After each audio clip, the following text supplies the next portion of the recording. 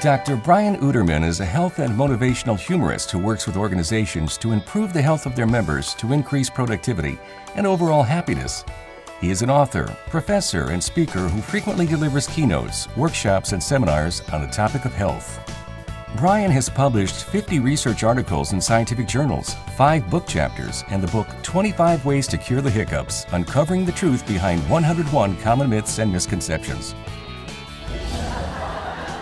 You like waddle over to the couch, right? And you sit down and you watch football.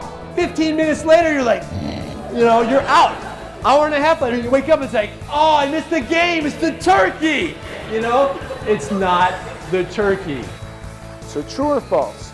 Once you stop exercising, muscle can turn to fat in as little as 6 weeks. Who says true? Raise your hand. Yeah, like 90% of you. The answer is actually false. Fat never turns into muscle if you lift weights, or if you stop lifting weights, muscle will never convert into or turn into fat. Next question, true or false? Drinking beer in moderation reduces your risk for cardiovascular disease.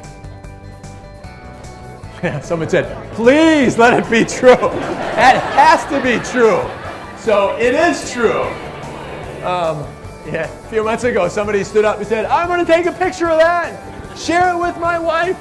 Lots of studies done on it. And you hear about the French paradox. The French, they drink a lot of wine, they eat a lot of fatty food, they have less heart disease than we do in America, on and on. Lots of reasons though.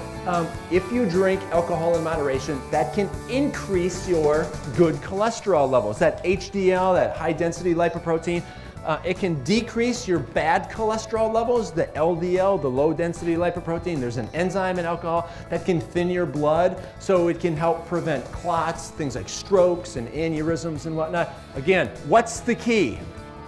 Moderation. Think about this. We, on average, Americans walk about 900 miles over the course of a year, and we drink about 22 gallons of alcohol. So we get about 41 miles to the gallon if you do the math. I've heard this so many times over the last 20 years. Tomorrow I'm going to start running 5 miles and I'm going to eliminate all fat from my diet. I'm going to get 10 hours of sleep. I'm gonna, and that lasts for about a day and a half, and then it's done. Everyone thinks that health is important, but sometimes our actions don't necessarily correlate to that.